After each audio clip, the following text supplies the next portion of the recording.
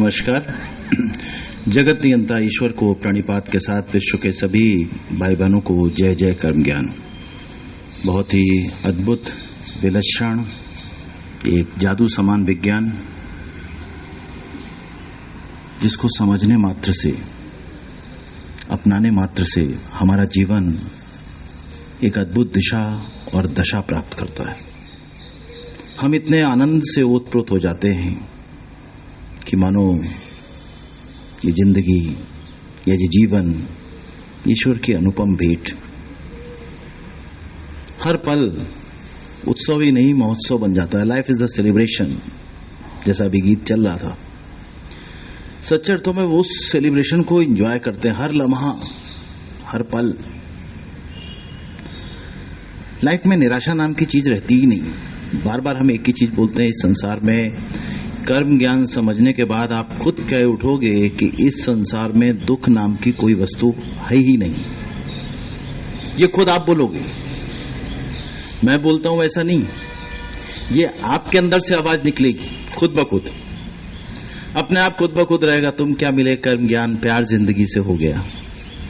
जिंदगी इतनी सुंदर, इतनी सरस, इतनी अद्भुत, इतनी विलक्षण, इतनी जादू समान कि मजा आ जाएगा। जीवन में क्या मिला क्या नहीं मिला, दैट इज नॉट इंपॉर्टेंट। जीवन की समझ आ गई तो जीवन हर समय उत्सव है। कुछ मिलेगा कुछ नहीं मिलेगा, ये तो कर्म के अनुसार है। लेकिन समझ आ गई तो नहीं मिला तो भी आनंद में फर्क नहीं, हमारे हर्ष में फर्क नहीं। इसी को समझ कहते हैं। कर्म ज्ञान की समझ से ही आपके जीवन में 100% परिवर्तन और आनंद तय। 100%। कोई ऐसा नहीं कि किसी के अंदर ना आए, सबके अंदर आएगा। जैसे हम सबके अंदर एक आत्मा है ना, अपन जानते हैं हम सबके अंदर उसी परमात्मा के एक अंश आत्मा का वास। तो सोचो, आप तो एक ऑलरेडी दैवी गुणों से युक्त हो, लेकिन वो दिखता क्यों नहीं? जन्मों जन्मों के उसके ऊपर संस्कार ये कहो या दाग कहो या उसको गंदा कहो कर दिया है आपने। हमें अपने आप अपनी आत्मा का प्रतिबिंब हमें स्वयं के अंदर दिखाई नहीं देता। ऐसी जो ज्ञान है ये तो अति विलक्षण और अति चमत्कारिक। जहां इतने साल आप लोगों ने अपनी जिंदगी के वेस्ट किए और जीवन में आनंद नहीं आए, एक साल ठीक से सुन के देखो, ठीक से अपना के देखो, ठीक से समझ के देखो, विज्ञान की तरह उसकी एनालिसिस करके देखो, साइंस की तरह। फिर खुद कह उठोगे, तुम क्या मिले कर्म ज्ञान, प्यार जिंदगी से हो गया। किसी से उतना प्यार नहीं होगा जितना कर्म ज्ञान से। वो आपके साथ है। जैसे ईश्वर के लिए ध्यान नहीं करना पड़ता है। जब ईश्वर आपके कण कण में विराजमान है, ईश्वर सर्वत्र विराजमान है। ऐसे ही संस्कार बनाने में, एक चीज बार बार बोलते हैं, संस्कार बनाने में वक्त लगता है। कैसे? बड़े सिंपल से उदाहरण से देखो कि आप जब कोई काम करते हो तो गलत चीज का रास्ता बहुत फास्ट होता है, जल्दी होता है। जैसे एग्जाम में है, सोचो कौन मेहनत करे, पर्ची बना ले, नकल करके पास हो जाते हैं। तो पहले बुद्धि टोकेगी, नहीं इससे तुरंत तो पास हो जाओगे, फिर बाद में आएगा तो नहीं। अरे बात का क्या करना, अभी तो पास हो जाएंगे ना। ये क्या हुआ, आपने बुद्धि के चीज को अलग किया। अभी धीरे धीरे वो नकल के संस्कार मान लो डेवलप हो गए। अब आपको दोबारा बुद्धि बोलेगी नहीं। अब आप ऑटोमेटिकली, एग्जाम आने वाले हैं, पर्ची बना के रखो। ये गलत दिशा में चले गए। अभी तुमने जन्मों जन्मों से कर्म ज्ञान के बारे में, जिसको जो रोता रहता है, बिलखता रहता है, उसने कोई अपने संस्कार तो डेवलप किए नहीं। अभी आप तो हर एक चीज को पकड़ने की आदत पड़ी हुई है। कर्म ज्ञान सिखाता है कि जीवन में तुम्हारे अनुसार नहीं होगा। तुम किसी चीज को पकड़ना चाहोगे तो भी पकड़ नहीं पाओगे। क्यों? क्योंकि जो चीज तुम्हारी है नहीं वो तुम्हें मिलने वाली नहीं। चाहे तुम जितना पकड़ने की कोशिश करो, और जो तुम्हारी है वो कहीं जाएगी नहीं। ये संस्कार धीरे धीरे डेवलप होते हैं। Basically that is very very important कि किस चीज को कैसे समझते हैं। जैसे कई लोग कहते हैं ना कि कर्म ज्ञान आता था और हम जरूरत के समय लगा नहीं पाए। अभी संस्कार नहीं बने हैं, तब आपको ध्यान देना पड़ता है। जैसे गाड़ी चलाते समय शुरू में नहीं, जो कोई नया व्यक्ति गाड़ी चलाता है तो कभी कभी गाड़ी जाके कहीं फिर जाती है कि ब्रेक लगाने का ध्यान ही नहीं आया। लेकिन जब वो लगातार चलाता रहता है तो उसको सोचना कहां पड़ता है कि ब्रेक लगानी है। वो तो कोई आएगा, ऑटोमेटिकली लग जाएगी। जब तुम्हारे अंदर कर्म ज्ञान के संस्कार बन जाएंगे तो परिस्थितियां कैसी भी आएंगी तुम डाउन नहीं होगी, क्योंकि तुम्हें मालूम है जो तो कर्म के अनुसार आई है परिस्थिति। संस्कार को चीज इसलिए कह के बोल रहे हैं कि इसके लिए बार बार बुद्धि के स्तर पर आपको अप्लाई करना पड़ेगा और बार बार सुनना पड़ेगा, जब तक वो संस्कार इतने पुख्ता नहीं हो जाते कि आपको साल भर एक भी दिन, एक सेकंड के लिए भी विचलन ना हुआ हो फल आने के बाद। तब समझो कि आपके कर्म ज्ञान के संस्कार, कर्म के संस्कार अब पक्के हो गए। जब तक समझो कि पक्के नहीं हुए, जब तक आप सीखने की अवस्था में हो, अगर आप डिस्टर्ब हो जाते हो, भाव अनुसार कोई चीज है, जैसे हंसना होता है भाव अनुसार रोना है, तो वो डिस्टर्बेंस नहीं कहलाता।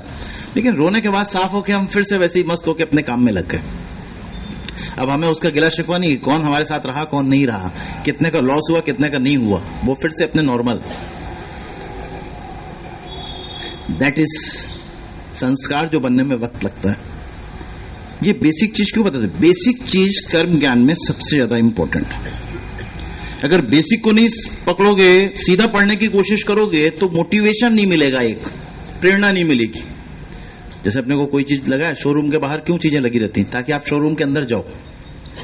अभी लेक्चर में आप आओ और हम सीधे आहार विहार पे बताने लगे और भोजन में ये होता वो होता बताने लगे, और ये नहीं बताए कि ये कर्म ज्ञान से क्या चमत्कार है। तो अगर कर्म ज्ञान के चमत्कार नहीं बताएंगे तो तुम्हें अपने आप ये कैसे लगेगा कि ये इतना चमत्कार है, कैसे, इसमें क्या ऐसा चमत्कार है? लेकिन वो चीज इंपॉर्टेंट है उस हिसाब से कि अगर आपको अपने कर्म कुशलता के साथ करने हैं तो तुम्हें वो युक्ताहार विहार से युक्त चेष्टस्य कर्मशु युक्त स्वप्नावबोध से योग भगवती दुखा, जिसका आज पार्ट 3 शुरू होगा। लेकिन पहले ये तो जानना है कि कर्म ज्ञान किस लिए चमत्कारिक, क्यों? अल्टीमेटली तो कर्म ज्ञान चमत्कारिक है। लेकिन खाली ज्ञान क्या करेगा? जब आपके पास शारीरिक मानसिक शक्ति नहीं होगी तो वो चीजें भी उसके साथ सहयोगी चीजें हैं या उसको बिल्डअप करने वाली चीजें हैं। अभी तुम्हारी पूरी कार अच्छी है, उसमें पेट्रोल ही ना हो तो किस काम की? अभी पेट्रोल भी पड़ी हो तो इंजन ना हो तो किस काम का? अभी इंजन भी हो तो ब्रेक ना हो तो किस काम का? सब चीजों की जरूरत होती है ना। ऐसे अपनी जीवन रूपी गाड़ी चलाने के लिए कर्म ज्ञान के साथ साथ जिस चीज से हमारी चीजें बढ़ रही हैं, जिस चीज से हमारा अंदर बदलाव आ रहा है, जिस चीज से, वो सारी चीजें हमारे अंदर होनी चाहिए। सब चीजों में हम परफेक्ट होने चाहिए, पुख्ता। मतलब जरूरी कि हम 100% परफेक्ट हो, लेकिन जैसे कहीं सफर पे निकलते हैं, यात्रा पे निकलते हैं तो सब सामान लेके निकलते हैं ना। कोई चीज छूट जाएगी तो वहां प्रॉब्लम होगी, वहां परेशानी होगी। ऐसे ही कर्म ज्ञान में अगर आपकी शारीरिक, मानसिक, बौद्धिक, आर्थिक, सामाजिक शक्ति सुदृढ़ नहीं है, और एक छठी शक्ति बताई स्वीकार्य शक्ति। स्वीकार्य शक्ति क्या है? मन की शक्ति को डाउन नहीं होने देती। कर्म कुशलता के लिए सबसे इंपॉर्टेंट शक्ति वही है, स्वीकार्य शक्ति, जो इसी बार से शुरू की है। क्यों? अगर ये स्ट्रांग है, बार बार आप इसको याद करा रहे हो कि जो फल आएंगे वो कर्म के मुताबिक होंगे, तुम्हारे मन मुताबिक कुछ आने वाला नहीं, जो फल होंगे वो कर्म के मुताबिक होंगे, तो यानी मानसिक शक्ति को, मन की शक्ति को डाउन होने से ये शक्ति रोक रही है। जैसे शरीर की शक्ति के लिए भोजन जरूरी है, भोजन ऐसे नहीं मिले तो आर्थिक शक्ति का उपयोग करके भोजन ले सकते हो। सामाजिक शक्ति का उपयोग करके भोजन ऐसे, लेकिन शरीर को लिए भोजन तो चाहिए ना। 3 टाइम खाना नहीं खाओगे तो एनर्जी नहीं मिलेगी। 3 की जगह 2 कर सकते हो। तो पूरी बात या पूरा सिद्धांत जब तक समझे हुए नहीं है, जब तक कहीं ना कहीं हमारे अंदर वो अपलिफ्टमेंट आने नहीं देता जो अपलिफ्टमेंट मिलना चाहिए। अपलिफ्टमेंट ज्ञान से मिलेगा, और ज्ञान को भी जब बार बार अप्लाई करोगे संस्कार में आएगा। जैसे क्यों बोलते हैं कि बार बार आप जब तक तो हर हालत में अटेंड करो, जब तक साल भर आपके अंदर जो लास्ट आपने कैलेंडर पे डेट लगाई हो उसमें कम से कम 1 साल व्यतीत ना हो गया हो। अगर बीच में निराशा आ रही, हताशा आ रही, जुझलाहट आ रहा है, इरिटेशन आ रहा है, तो इसका मतलब अभी नहीं समझो, अभी और परफेक्ट होने की जरूरत है। अभी उस परफेक्शन के लेवल में नहीं गए, नहीं तो होना ही नहीं चाहिए। इरिटेशन, जुझलाहट, निराशा, हताशा, अप्रसन्नता, ये आना ही नहीं चाहिए। जीवन हर समय आनंद का स्रोत लगेगा। और इसीलिए बार बार कहते हैं कि एक बार इसको अच्छे से समझ के देखो। आप कुछ शब्दों की अक्सर बात करते हैं, है ये अद्भुत विज्ञान, आप इसको बोल के देखो। जैसे बोलोगे अपने अंदर से एक इनलाइटमेंट है, खुशी निकलेगी, है ये अद्भुत विज्ञान, इसे एक बार समझो, जीवन के आनंद का फिर उत्सव तुम देखो। हमें जो फल मिलते हैं इच्छा से नहीं मिलते, किए गए हुए कर्मों के आधार पे मिलते। हम जैसा फल चाहें वैसा मिल सकता है यदि कर्म हो हमारे महान, पूरी कर्म कुशलता से। यानी जो षट शक्ति की धारा से बोलते हैं उसमें मतलब कहने का मतलब है पूरी कुशलता से किए हुए कर्म। हमें जो फल मिलते हैं स्वीकार तो करना है। क्यों? कर्मों के अनुसार ही आ रहे हैं। तुम जब बोलते हो तो एक सिद्धांत को पूरी तरह से तुम समझते जा रहे हो। हमें जो फल मिलते हैं स्वीकार तो करना है। कर्म की गति अति बलवान, गहना कर्मणो गति, फिर भी आगे बढ़ना है। गीता में कहा अर्जुन से, वो आज भी वैलिड है, जब तुम इसको समझो तो जीवन उत्सव है। सोचो, अब तुम अगर उत्सव के समान जीवन को जी नहीं रहे, इसका मतलब अभी बाकी है, समझना बाकी है, अपनाना बाकी है, और संस्कारों में तो डेफिनेटली लाना बाकी है। कभी कभी भी उत्सव के समान जीवन लगता है, अच्छा खासा पूरा दिन भी उत्सव के समान निकल जाता है, इसका मतलब कुछ कुछ आया है, कुछ कुछ नहीं आया है। कभी कभी सिद्धांत लगा लेते हो और कभी कभी नहीं लगा पाते। तो जब हम चीज को समझ जाते हैं तो अपने आप हम एक चीज को एक इस तरह से लेते हैं कि जिससे वो ज्ञान हमें सहारा दे सके। जैसे नहीं, डूबते को तिनका का सहारा काफी। अगर कोई कुएं में डूब रहा है तो आपने रस्सी लटकाई तो वो रस्सी को पकड़ के ऊपर आने लगेगा। कर्म ज्ञान उसी तरह का एक, जिसको कुछ नहीं मालूम हो उस व्यक्ति को भी अगर तुम समझाओगे ठीक प्रकार से, शुरू की स्टेज में जब वो डाउन होता है तो समझने की स्टेज नहीं होती है बेसिकली, लेकिन अगर उसको भी बताओगे कि देखो ये सब कर्मों का फल है, कोई व्यक्ति गरीब घर में, कोई अमीर घर में क्यों पैदा होता है, कोई बच्चा बचपन से अपाहिज या अपंग और कोई बिल्कुल स्वस्थ क्यों पैदा होता है, किसी के पास सब सुख सुविधाएं होने के बाद भी, अरबों रुपया होने के बाद भी उसके घर में अपाहिज या अपंग या मेंटली रिटार्डेड बच्चा क्यों पैदा होता है, तो समझ में आएगा कि इस विधि के विधान में ईश्वर ने किसी के साथ नाइंसाफी नहीं की। हम लोग जो है जन्मों जन्म से जन्म ले रहे हैं, कि बेसिक चीज समझना जरूरी है। हमें नहीं मालूम हमें पिछले जन्म में कौन मिला था, उससे पिछले जन्म में कौन मिला था, लेकिन इस जन्म में जो भी हमारे सामने लोग हमें मिले हैं वो सब हमारे कर्मों के अनुसार और उनके कर्मों के अनुसार हम उनको मिले हैं। यानी जो जैसा है उसको एज इट इज स्वीकार करो और अपनी तरफ से कोई नया विकर्म बनाने की कोशिश मत करो। अगर कोई आपको दुख देता है तो वो दुख देने के लिए निमित्त मात्र भी हो सकता है और वो जानबूझ के भी दुख दे सकता है। ये पता किसको होगा? सिर्फ दुख देने वाले को, आपको नहीं होगा। आपको तो दुख मिल रहा है, लेकिन हो सकता है उस दुख के हकदार आप हो, उस दुख को आपको पाना हो, उसके ही माध्यम से कर्म ज्ञान होगा तो दुख नहीं होगा, परिस्थिति सेम रहेगी। दूसरा, अपने आप जाने कि अगर वो निमित्त मात्र है तो उसको बंधन नहीं लग रहा, वो तो आया ही दुख देने के लिए है आपको। लेकिन अगर वो जानबूझ के कर रहा होगा तो उसको बंधन लगेगा, कर्म का बंधन लगेगा। समझ में आ रहा है, नहीं आ रहा? ये चीज इंपॉर्टेंट। जब ये समझ जाते हैं ना तो हमारे मन में से किसी के लिए भी एक ईर्ष्या, नफरत, दुर्भावना, दुर्विचार खुद ब खुद खत्म हो जाता है। हे ईश्वर, इस संसार में सब आत्माएं अपने अपने संस्कारों को लेके अपना अपना जीवन भोग रही हैं। जिसके जैसे संस्कार हैं और जिससे जैसी हमारे ऋण अनुबंध जिसके साथ जैसे बाकी हैं वो हमारे साथ वैसा ही करेगा। हम किसी के साथ खराब नहीं करेंगे क्योंकि हमारा खराब किया हुआ हमारा कर्म बनेगा। वो अगर जानबूझ के खराब कर रहे हैं तो उनका कर्म बनेगा।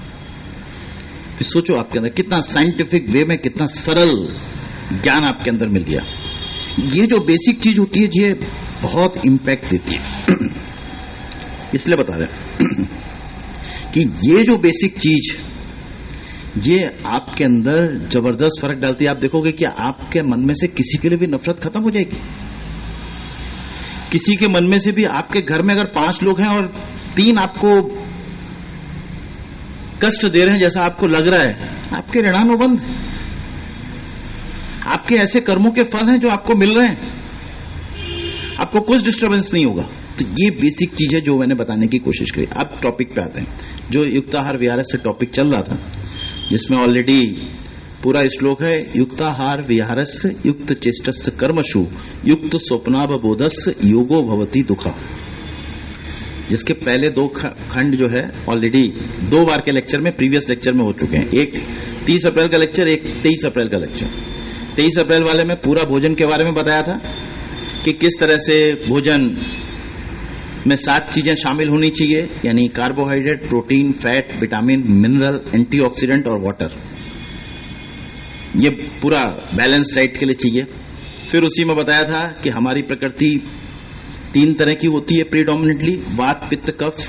इन 3 प्रकृति से मिलके 7 तरह के लोग बनते हैं, जो पूरे वर्ल्ड में 7 तरह की प्रकृति वाले होंगे, यानी प्रीडोमिनेंट वात, प्रीडोमिनेंट कफ, प्रीडोमिनेंट पित्त, या फिर वात कफ, वात पित्त और पित्त कफ, और एक तीनों से मिली हुई संतुलित प्रकृति।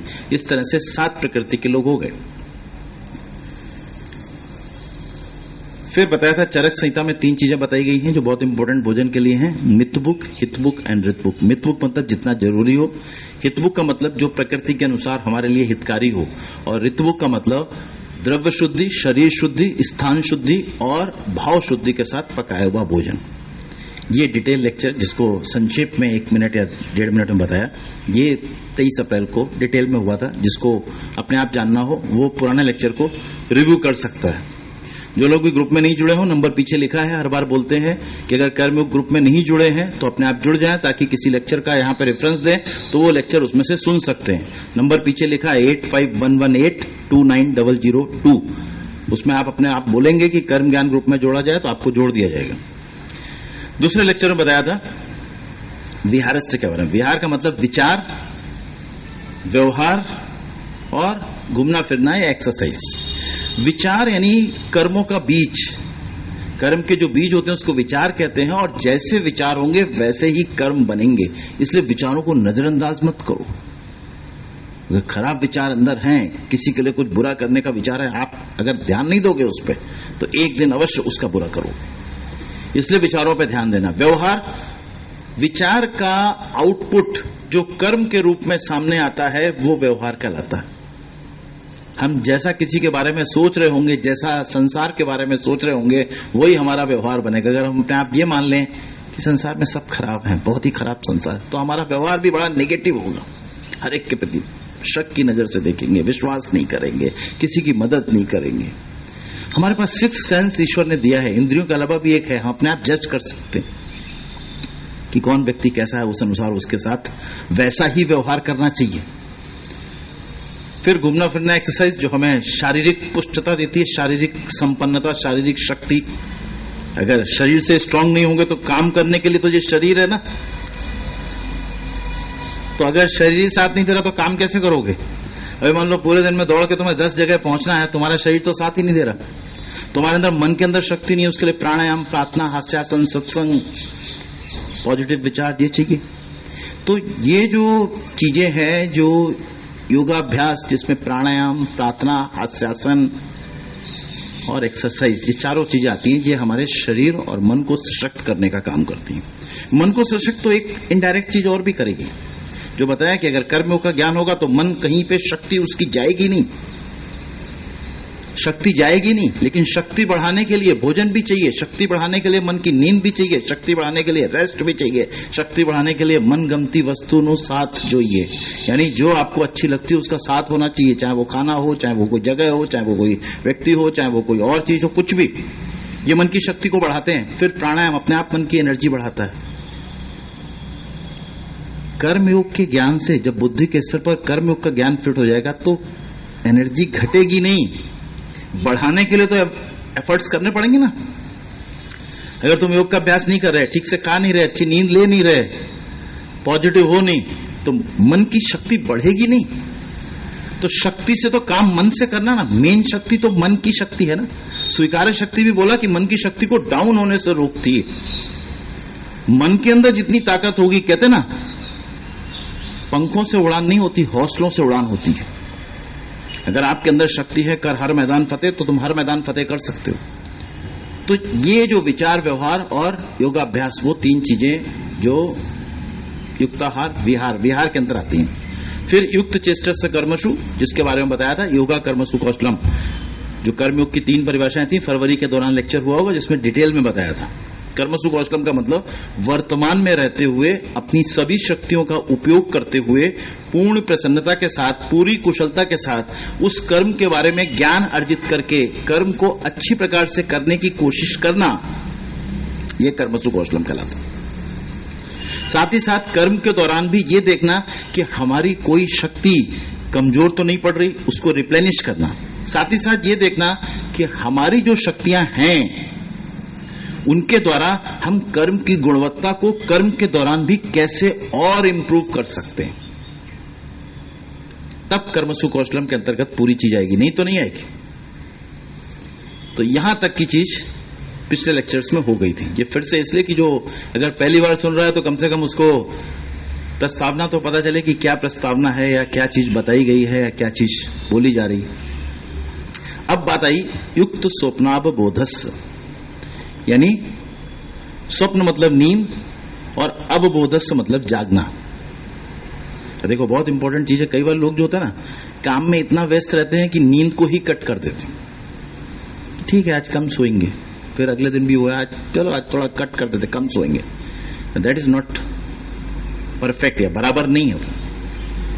क्यों? क्योंकि अगर नींद को कम करोगे तो बॉडी को, शरीर को रेस्ट खाली नहीं, मन की रेस्ट के लिए भी नींद जरूरी है। शरीर का ही रेस्ट नहीं, मन के रेस्ट के लिए भी नींद जरूरी है।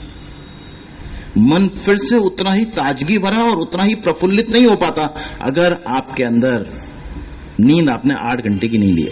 अब नींद का देखो हर उम्र में अलग अलग समय सीमा है, इसलिए हमें किसी दूसरे से कंपेयर नहीं करना है कि हमें कितनी नींद की जरूरत है। अगर जो बच्चा होता है छोटा, नियोनेट मतलब 28 दिन से कम का बच्चा, 28 दिन से, उसको 22 से 24 घंटे की नींद चाहिए। 22 से 24 घंटे, 24 ही घंटे होते हैं, तो 22 से 24 घंटे की नींद चाहिए। इन्फेंट मतलब जिसको साल भर का टाइम हुआ है, उसको 18 से 22 घंटे की नींद चाहिए। 1 साल से लेके ये सोचो कि 10 साल के बीच तक का लगभग अलग अलग समय सीमा शुरू से घटाओ तो 10 से लेके 16 साल तक की नींद, 10 से 16 घंटे की नींद चाहिए, 10 से 16 घंटे की। फिर 10 साल से 18 साल के बीच में आपका 10 घंटे की नींद लगभग सफिशिएंट है। फिर 18 से लेकर 50 साल तक में 6 से 8 घंटे की नींद सफिशिएंट है। फिर 50 के बाद तो नींद की क्वांटिटी 4 से 6 घंटे। ज्यादा जो बुजुर्ग लोग होते हैं उनको ज्यादा नींद ही नहीं आती, वो बोलते साहब नींद तो आती नहीं हमको, तो 2 घंटे दोपहर में सो लिए, तुम्हारे पास 4 से 6 घंटे नींद चाहिए, रात में 2 ही घंटे तो आएगी या 3 घंटे आएगी, बस। बड़ी सिंपल सी बात है, ये नॉर्मल फिजियोलॉजिकल मैकेनिज्म है। अब उसमें दवाई गोली खाने की क्या जरूरत, बिना बात के अपने ऊपर दवाई का साइड इफेक्ट डाल लो। नींद कम करने का अपने आप आपको इतने काम नहीं हो ओल्ड एज में, ईश्वर ने अपने आप जो व्यवस्था बनाई उसके अनुसार कि अब आप इन सांसारिक कार्यों से मुक्त हो चुके हो। अब जितना नींद आ रहा है उतना आए, बाकी कुछ समाज के लिए अच्छा करो, कुछ दूसरों को रास्ता दिखाओ, कुछ प्रभु का गुणगान करो, कुछ अपने अंदर शांति और एक आनंद महसूस करने की कोशिश करो। बड़ा सिंपल सा चीज है। तो ये नॉर्मल ड्यूरेशन है नींद का, जो अलग अलग एज पे आएगा, अलग अलग एज पे मिलेगा। मतलब ये इसलिए जानना जरूरी है कि कोई व्यक्ति बोले कि भाई हमें नींद नहीं आती है, नींद कम आती है, तो पहले ये तो पूछो कि कितनी देर सोते हो। नींद नहीं आने का मतलब होता है कि लेटे और पूरे समय ही खाली विचार चलते रहे, नींद आई नहीं, वो नींद ना आना कहलाता। ना दिन में आ रही ना रात में आ रही, इसका मतलब मन अंदर से बहुत अशांत है, तो कुछ ना कुछ मन में चल रहा है जिसकी वजह से मन इतना अशांत है कि नींद आ ही नहीं रही। अदरवाइज तो एक कॉमन फिजियोलॉजिकल मैकेनिज्म है, अपने आप आएगी। भूख लगेगी तो ही तो खाना खाओगे ना, भूख लगने का कोई तरीका नहीं होता। बॉडी के अंदर अपने आप जब जरूरत होगी तो भूख लगेगी, बॉडी का सिस्टम है। लेकिन सिस्टम खराब हो गया हो,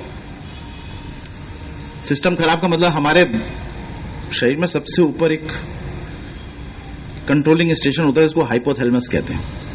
हाइपोथैलेमस मतलब वो पूरी बॉडी को कंट्रोल करता है, नहीं कंट्रोलिंग टावर कह लो, कंट्रोलिंग स्टेशन कह लो, कुछ भी कह लो। जब आप मेंटली डिस्टर्ब होते हो तो वो हाइपोथैलेमस भी काम करना बंद कर देता है। ये सबसे बड़ी चीज है।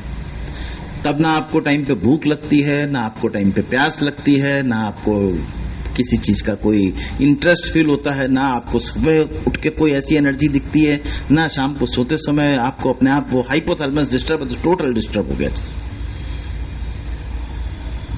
और इसीलिए हार्मोनी डेवलप करने के लिए योग इज द बेस्ट वे। आपके अंदर सब चीजों में हार्मोनी डेवलप होती है। इवन सिंपली कितनी सारी रिसर्च हुई है जिसमें कहा गया है ओम के सिंपल उच्चारण से आपके अंदर हजारों बीमारियां खत्म होती, केवल ओम के उच्चारण। लेकिन ओम का उच्चारण थोड़ा ऐसा मतलब थोड़ा ना कि ओम का उच्चारण भाव के साथ उस ईश्वर के प्रति भाव रखते हुए जब आप गहराई से ओम का उच्चारण करते हो तो अंदर बिल्कुल शांति छाने लगती है। अपने आप आपके अंदर डिस्टरबेंस खत्म होने लगते हैं। ऐसे काम करते करते नहीं किया जाता योग या मेडिटेशन। शांति से पहले बैठो, बैठने के बाद अपने आप को शांत होने दो।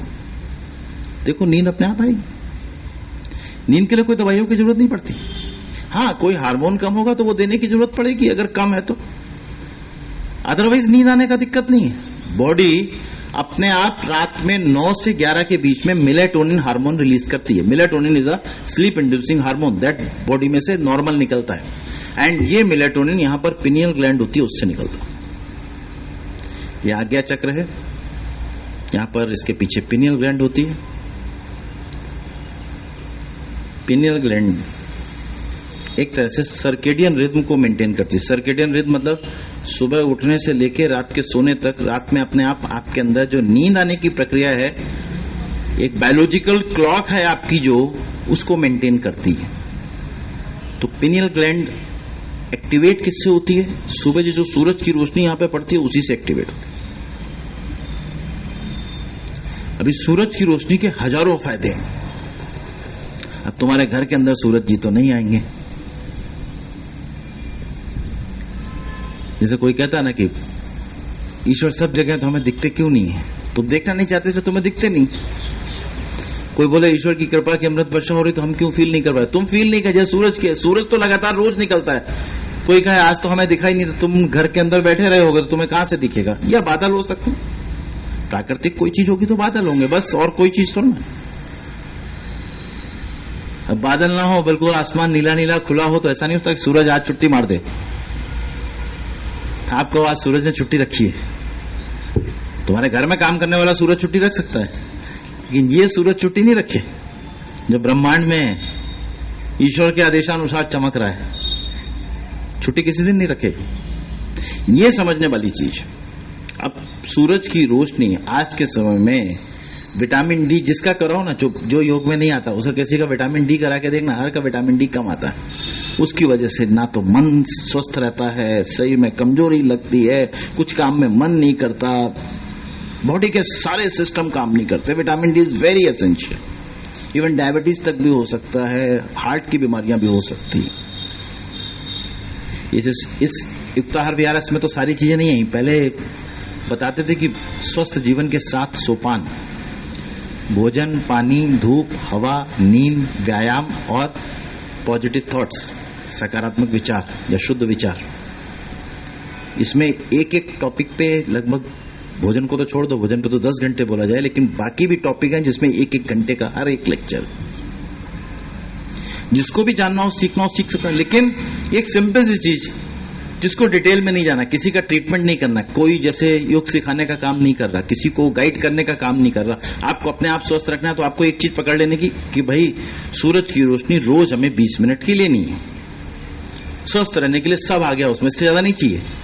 आप देखोगे क्या 20 मिनट हमें रोज सूरज की रोशनी मिलती है। अगर आपके कार्यकलाप इस तरह से सूरज की रोशनी में करने वाले नहीं है, जैसे मान लो कोई किसान हो, खेडूत हो, उसको तो मिल ही रहा है अपने आप, उसको अलग से धूप में जाने की जरूरत नहीं। लेकिन कोई कंप्यूटर पे बैठ के पूरे दिन रोज काम कर रहा है और कोई एक्टिविटी आउटडोर नहीं कर रहा है, ना खेलने की ना किसी और तरह की, तो उसको तो 20 मिनट सूरज की रोशनी चाहिए ना, नहीं तो आप उसी वजह से बीमार हो रहे होगे। अभी पानी है, वाटर है, उसको कम से कम गर्मी के मौसम में 3 से 5 लीटर पर डे पानी पीना चाहिए, ठंडी के मौसम में 2 से 3 लीटर पीना चाहिए। अगर आप उतना पानी नहीं पी रहे हो तो शरीर में से टॉक्सिन्स को नहीं निकाल पाएगा, बॉडी हाइड्रेट नहीं रहेगी, आपको वीकनेस लगेगी, आपको कमजोरी लगेगी, उल्टा आपको स्टोन बनने की चांसेस है, स्किन में क्रैक्स पड़ने की चांसेस है, फिशर होने की चांसेस, बहुत सारी बीमारियां होने की चांसेस। अभी सिंपल चीज आपको अपने स्वस्थ रहने के लिए चाहिए तो आप याद कर लो कि भाई ठंडी में 2 से 3 लीटर पानी, गर्मी में 3 से 5 लीटर पानी, यानी मिनिमम 3 बोला, 3 तो पीना ही है। ये अपने को स्वस्थ रखने के लिए तरीका होता है, उससे तो बहुत सारी चीजें। तो जैसे नींद का बोल रहे हैं कि नींद में रात में 9 से 11 में हार्मोन रिलीज होता है। आज के समय में तो लोगों का सुबह ही, कई बार रात 9 बजे से तो सुबह शुरू होती है उनकी। अभी रात में से सब, जैसे पहले पुराने समय में असुर जैसे कहते थे ना, रात में ही जागते थे। जब कलयुग का एंड आता है ना तो ज्यादातर लोग ऐसे ही उस असुर वृत्ति से युक्त हो जाते हैं। उसका ऐसा नहीं, ये इंडिकेशन है कि अब आगे सतयुग की धारा फिर बहने वाली है, बहुत जल्दी आपके देखते देखते सतयुग आने वाला है। और ईश्वर कोई ना कोई रास्ता अपने आप बनाते हैं। वो कहा है ना, यदा यदा ही धर्मस्य ग्लानिर्भवति भारत अभ्युत्थानम धर्मस्य तदात्मानं सृजाम्यहम्। खुद ब खुद किसी व्यक्ति को भेजेंगे, किसी व्यक्ति के द्वारा करवाएंगे, आप लोगों के द्वारा करवाएंगे, कोई ना कोई तरीका अपने आप निकलेगा। तो वही कर्म ज्ञान एक तरीका है जो उस ईश्वर की मंशा को एक नए युग निर्माण के लिए आप सबको प्रेरित कर रहा। आपका जीवन तो बदलेगा ही, लेकिन हजारों लाखों करोड़ों का बदलेगा। और बदले हुए जीवन को देख के और लोग बदलेंगे। तो ये जो नींद का टाइम है, इसका मतलब नींद की गोली खाने से अच्छा है तो 9 से 11 के बीच में सोने का ट्राई क्यों नहीं करते? और उस समय भी सोने के लिए बड़ा अच्छा है, आप सिंपली शवासन में लेट जाएं और ओम का उच्चारण करें। ओम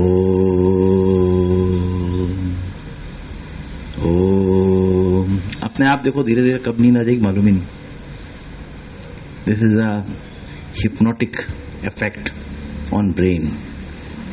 हिप्नोसिस मतलब नींद लाने की प्रोसेस। नींद लाने की प्रोसेस में जो हेल्पफुल होता है उसको हिप्नोटिक ड्रग्स कहते हैं। तो this is a hypnotic effect of Om chanting.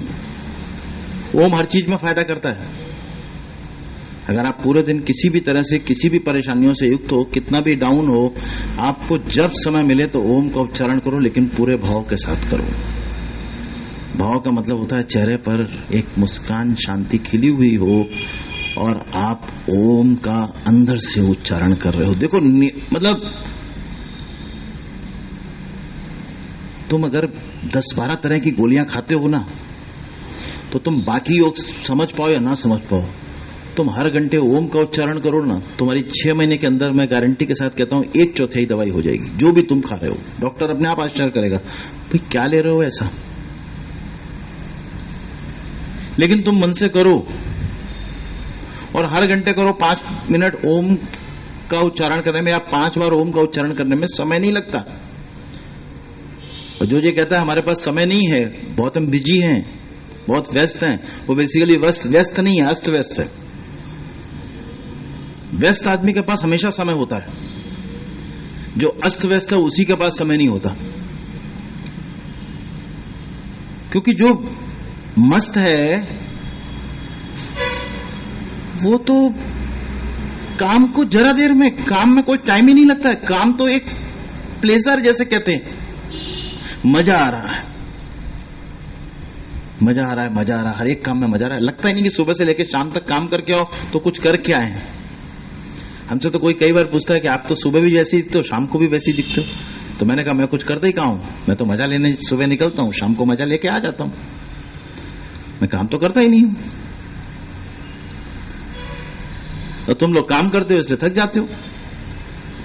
जो सिर्फ मजा लेता है वो एक भी समय थकेगा ही नहीं। क्यों? उसको काम ही कहां लग रहा है, उसको तो अपने मजे का साधन लग रहा है। अब जो काम तुम करो, जो तुम्हें कहते हैं ना हर बार, जो हासिल है उसे पसंद करना सीख लो, या जो पसंद है उसे हासिल कर लो। दोनों में मतभेद नहीं होना चाहिए। नींद आने के लिए बहुत इंपॉर्टेंट है। नींद आने का कारण क्या होता है? बच्चे ऐसे नहीं मिले, पति ऐसा नहीं मिला, पत्नी ऐसा नहीं मिला, या पत्नी ऐसी नहीं मिली, सास ससुर ऐसे नहीं मिले, माँ बाप ऐसे नहीं मिले, जो चाहिए था वो नहीं मिला। तो ये तो किसी को भी नहीं मिलता है। तुम कृष्ण कृष्ण बोलते हर समय रहते हो, जय श्री कृष्ण भी बोलोगे, कृष्ण के मंदिर भी जाओगे, हवेली में भी डेरा डाल के बैठ जाओगे, घूमने भी जाओगे, कई जगह कई मंदिरों में भी घूमते रहोगे, सब करते रहोगे, लेकिन कृष्ण के जीवन चरित्र से ये नहीं देखते कि कृष्ण जेल में पैदा हुए, पैदा होते ही कहीं और चले गए, माँ बाप से भी उनको छुड़वा दिया गया, उनको मारने के लिए शुरू से लोग प्रयासरत रहे, वो कभी एक जगह टिक के नहीं बैठे, और जिंदगी को कभी उन्होंने ये कहा ही नहीं कि जिंदगी में कोई कष्ट। वो बांसुरी भी उतनी ही अच्छी बजाएंगे तो चक्र भी उतना ही अच्छा चलाएंगे, और जिसकी हेल्प जहां करनी होगी वहां पहुंच जाएंगे। तो सोचो, कुछ सीखने की कोशिश किसी भी समय पे किसी व्यक्ति से करी जाती है। जब तुम इस तरह से चीजों को सीखने की कोशिश करोगे तो ये जो नींद का क्रम है ना, वो ऑटोमेटिकली, मेलेटोनिन डिस्टर्ब कब होगा? मैंने बताया ना पहले ही, हाइपोथैलेमस डिस्टर्ब होगा तो मेलेटोनिन का सीक्रेशन बंद होगा, या फिर कोई पिनियल ग्लैंड में कोई प्रॉब्लम हो तो वो तो नॉर्मली अपने आप आती नहीं है। ज्यादातर जो मानसिक परेशानियों की वजह से जो ज्यादातर डिस्टर्बेंस होते हैं वो हाइपोथैलेमस पे होते हैं।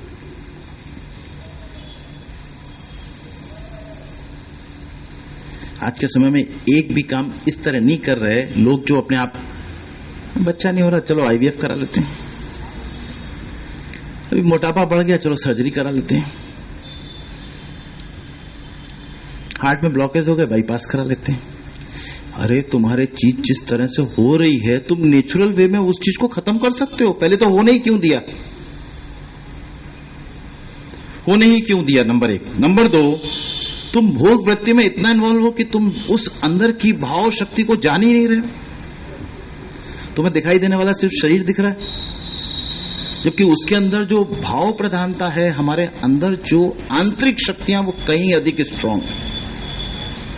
हम अपनी खुद ही आंतरिक शक्ति को भूल गए, तमाम तरह कहते रहेंगे आज ये परेशानी हो रही, झुंझलाहट हो रही, ये हो रहा वो हो रहा, और तमाम तरह की जितनी बीमारियां हैं ना, ये समझ लो कि मन से खुश नहीं हो, सब उसी वजह से हैं।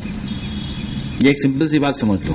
ये जो बुखार उखार आता है, एक्सीडेंट होता है, जो कोई ओकेजनल जो एपिडेमिक्स आते हैं, इनको छोड़ दो, बाकी जितनी बीमारियां हैं 90% लोग आज के समय में 100% मानसिक बीमारियों से ग्रसित हैं। कहीं कुछ नहीं है, कहीं देखोगे सिर में दर्द है, कहीं गर्दन में दर्द है, कहीं कमर में दर्द है, कहीं पैर में दर्द है, कहीं यहां तलवे में दर्द है, पूरे शरीर में कहीं ना कहीं दर्द है। फिर कहीं ना कहीं झुंझुनाहट हो रही है, कहीं ना कहीं कुछ सुनना पड़ जाता है, कारण कुछ नहीं, मन से हैप्पी नहीं हो। हैप्पी का मतलब होता है जब विचलन रहित अवस्था हमारे अंदर हो, हमें किसी भी प्रश्न का उत्तर अनुत्तरित ना रह जाए, तब हम बिल्कुल विचलित नहीं रहेंगे। भले कोई हमारे साथ हो या ना, उससे फर्क नहीं पड़ता। तुम्हारे अंदर विचलन क्यों होता है? तुम चीजों को सही से समझे नहीं हो। जब तुम चीजों को सही समझोगे, विचलन का प्रश्न नहीं, तो तुम्हें हर चीज में सफलताएं मिलेंगी, हर चीज में मस्त रहोगे, असफलता का कहीं प्रश्न ही नहीं उठता है। और अगर असफलता मिल रही है तो कई बार हमारी चॉइस की वो चीज नहीं हो सकती, लेकिन हम डिस्टर्ब तो भी नहीं, ठीक है, हर चीज तो ना। अभी सचिन तेंदुलकर है 9th, सिर्फ पास था, आज भारत रत्न। उसने कभी उस चीज को सोचा? उसने कहा हमें नहीं पढ़ना, मेरे पास है ना क्रिकेट खेलने के लिए इतना अच्छा रास्ता। आज उसने क्रिकेट में क्या करके नहीं दिखाया? खाली यही नहीं, जितने आप बड़े बड़े निकलते हैं लोग, अभी देखो आईपीएल में अभी रिंकू सिंह आया, जिसने केकेआर के लास्ट 5 बॉल पे 5 छक्के मार के केकेआर को मैच जिता दिया, कोलकाता नाइट राइडर्स। लास्ट के 5 बॉल पे 5 छक्के एक ही दिन में चमक गया। वो पिज्जा डिलीवरी का काम करता था कुछ समय पहले तक। ऐसे एक नहीं, ऐसे हजारों एग्जाम्पल भरे पड़े हैं। आप लगे रहो, एकदम क्लिक करते हो, किस जगह क्लिक करोगे उससे कोई मतलब नहीं है। लेकिन पहले तो हैप्पी नहीं रहोगे तो जब तक क्लिक करने की अवस्था में ही नहीं बचोगे। तो नींद ना आने का मेन कारण सबसे बड़ा ये अनहैप्पीनेस है, जो हमारे हाइपोथैलेमस पे इफेक्ट करती है, जिसके कारण पिनियल ग्लैंड इफेक्ट होती है और मेलेटोनिन का सीक्रेशन डिस्टर्ब होता है। दूसरा, हाइपोथैलेमस पे इफेक्ट करके हमारे ब्रेन के अंदर जो सीरोटोनिन बनता है उसके इफेक्ट पे भी इंपैक्ट आता है। एक तो मेलेटोनिन कम हो रहा है, दूसरे सीरोटोनिन कम हो रहा है। Serotonin is a happy hormones and serotonin is a slip inducing second hormone, जो आपको नेचुरल वे में अपने आप, सीरोटोनिन कम होगा तो रात में नींद नहीं आएगी। ये दोनों चीजें, अब ये आपको देखना पड़ेगा। अगर सीरोटोनिन कम है तो मल्टीपल इफेक्ट्स मिलेंगे। सुबह उठ के कमजोरी लगेगी, भूख नहीं लगेगी, हाथ पैरों में झुंझुनाहट होगी, सिर में भारीपन लगेगा, कहीं इधर दर्द कहीं उधर दर्द, कुछ ना कुछ तमाम तरह की बहुत सारी मल्टीपल प्रॉब्लम्स, पूरे शरीर से रिलेटेड कई जगह तकलीफ हो ना आपको, तो समझ लो ब्रेन में सीरोटोनिन कम है। बहुत सिंपल सी चीज है। सीरोटोनिन बढ़ाने की दवाई लेंगे तभी उसमें नींद आएगी, नहीं तो नहीं आएगी, भले आपको कुछ नहीं तकलीफ। तो ये एक तो टाइमिंग हो गई, 9 से 11 के बीच में नींद आएगी। दूसरा, अगर कुछ डिस्टर्बेंस होगा तो 9 से 11 में भी नहीं आएगी, तब आपको देखना है, तब आपको डॉक्टर से कंसल्ट करना है। अगर आपके सारी चीजें बराबर हैं, सब पूरे दिन की रूटीन बराबर है, आप पूरे दिन अच्छे से काम कर रहे हो, एक्सरसाइज भी कर रहे हो, फिर अगर 9 से 11 में लेट भी रहो, फिर नींद नहीं आ रही, इसका मतलब अब कुछ आपके अंदर प्रॉब्लम है, तो आपको गोली कुछ दिन हो सकता है लेनी पड़े। तो इसका मतलब ये भी नहीं कि मैं नींद की गोली नहीं खाऊंगा। अभी कोई चीज की जरूरत हो तो कर्म ज्ञान में क्या सिखाते हैं, क्वालिटी अगले दिन की कैसे बढ़ेगी, जब आप अपने अंदर अपने को फिर से चार्ज करके निकलोगे अगले दिन, नहीं तो क्वालिटी कैसे बढ़ेगी। तो आपको नींद की गोली की अगर जरूरत, सब कुछ करने के बाद भी नींद नहीं आ रही है, तो नींद की गोली की जरूरत हो सकती है, लेकिन हमेशा नहीं रहेगी।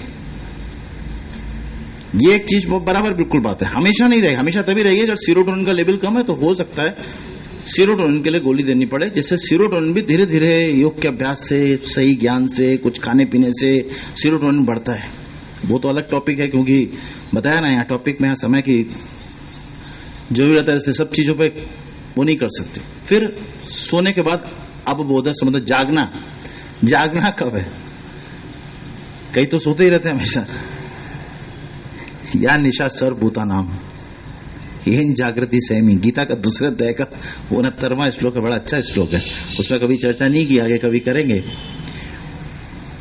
जो सब प्राणियों के लिए रात है, वो योगियों के लिए सुबह है। कहने का अर्थ ये है कि जिस संसार की तरफ सारे भोगी दौड़े पड़े हैं, योगी उसकी तरफ सोया हुआ है। बड़ा गहरा अर्थ है उस श्लोक का। लेकिन यहाँ पे हम उससे जागने की बात नहीं कर रहे, यहाँ तो हम सिर्फ सुबह नींद से जागने की बात कर रहे हैं। इस श्लोक में तो अवबोधस में, अवबोधस मतलब जागना। तो सुबह अमृत वेला का नाम सुना होगा, ब्रह्म मुहूर्त का नाम सुना होगा, 4 से 6 के बीच में होता है।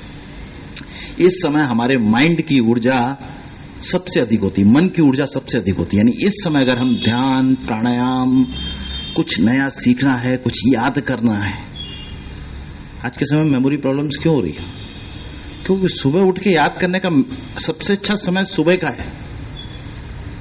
और सुबह तो देखो, अगर बच्चों का सर्वे करो तो शायद पूरे इंडिया में भी, जो पाश्चात्य देशों की तो बात छोड़ो, यहाँ पे भी खाली 10% बच्चे ही सुबह जागते होंगे 4 से 6 के लिए। इससे ज्यादा बच्चे नहीं जागते होंगे। आरओ भी पूरी गर्दन हिला रहा है, इसका मतलब खुद देर तक सोता है। पूरी गर्दन उसने अच्छे से हिलाई है आरओ ने। तो उठना चाहिए ना तुम्हें सुबह। हाँ, मतलब ये चीजों को समझने की कोशिश करो तो पता चलेगा, सुबह जागने से आपके अंदर एक चैतन्यता, एक स्फूर्ति और एक कोई भी कार्य को करने की शक्ति कई गुना ज्यादा होती है। तो ये जो उचित समय है, ये सुबह 4 से 6 का। ठीक है, थोड़ा मोड़ा लेट हो रहा तो चलेगा, जैसे 4 से 6 के बजे नहीं जाग पाए, 7 बजे तक जाग गया तो भी ठीक है।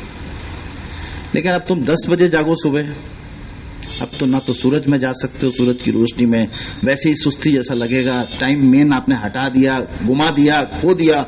अब उसके बाद तो कोई लाभ मिलेगा नहीं। तो ये जो पूरा श्लोक था, इसको यहां से युक्ताहार विहार से युक्त चेष्टस्य कर्मसु युक्त स्वप्नावबोधस्य योगो भवति दुःख, योगो भवति दुःख, यानी योग से, यानी कर्मयोग को अपनाने से भी खाली सीधे दुख दूर नहीं हो जाएंगे। ये श्लोक तो अपनाना ही पड़ेगा। या जो लोग अभ्यास योग करते हैं, योग प्राणायाम करते हैं, उनका खाली योग प्राणायाम से सब ठीक नहीं हो जाएगा। ये श्लोक तो अपनाना ही पड़ेगा, कोई भी योग में हो, जिस भी योग से आगे बढ़ रहे हो, इस श्लोक में जितनी चीजें दी हैं उनको बिना अपनाए आपके जीवन में बदलाव आना असंभव है। इसमें कहा गया है तब तक आपके अंदर चेंज नहीं आएगा। हम क्या करते हैं, कभी योग में जाने भी लगते थे, इन चीजों पर तो कहां ध्यान देते हैं, तो वो तो निरर्थक है ना, कुछ काम का नहीं रहा ना। तो इसलिए जब कोई चीज में इन्वॉल्व हो तो पूरी तरह से इन्वॉल्व हो, ताकि हम इफेक्ट ला के दिखाएं। जब हम इफेक्ट लाएंगे तो दूसरों पे इम्पैक्ट करेगा, और जब दूसरों पे इम्पैक्ट होगा तो वो लोग भी उसको सीखने के लिए प्रयासरत हों। अपनी तरफ एक अटेंटिव रहो। जैसे लोग टेंशन में रहते हैं, टेंशन में नहीं रहो, अटेंशन में रहो। अटेंशन मतलब खुद को देखने का प्रयास करना, इज कॉल्ड अटेंशन। तो इसलिए खुद को अच्छी प्रकार से जानो, परखो और कर्म ज्ञान को अच्छे से समझने की कोशिश करो। देखो अपने आप जीवन बहुत ही सुंदर और अद्भुत नजर आएगा। इसलिए हमेशा इन लाइनों के साथ खत्म करेंगे कि डिप्रेशन तुझे सताए या दिल डूबा जाए, आजा प्यारे पास हमारे, कर्म ज्ञान अपना ले, कर्म ज्ञान अपना ले, कर्म ज्ञान की युक्ति सब दुखों से मुक्ति, विघ्न बाधा की हो जाती है इससे पूरी।